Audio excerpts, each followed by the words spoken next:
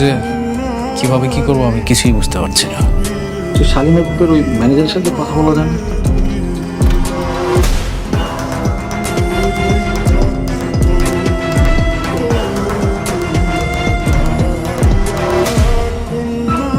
আপনারা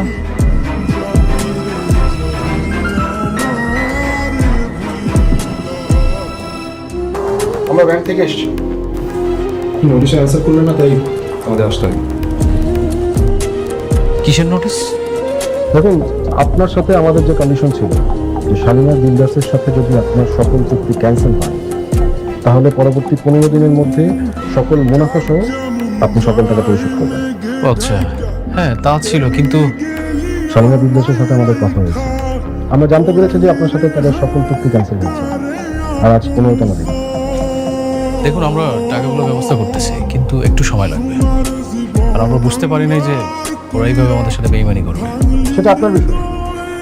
আপনি এক কাজ করেন, আপনি আজকে অন্তত 50 কোটি টাকার ব্যবস্থা করেন, আর বাকিটা পরিশোধের জন্য আপনাকে 7 দিনের সময় দেওয়া হবে। আরে ভাই, হঠাৎ করে একসঙ্গে 50 কোটি টাকা আমরা কোথায় পাবো? দেখুন, আমি আমার সমস্ত টাকা শালিমা বিল্ডার্সে ইনভেস্ট করেছি, আর আমরা বুঝতে পারিনি ওরা এইভাবে শর্তের মার পেছে ফেলে আমাদেরকে নিঃস্ব করে দেবে। আর এত তাড়াতাড়ি আমরা কিভাবে টাকা ম্যানেজ করবো? আমি দিব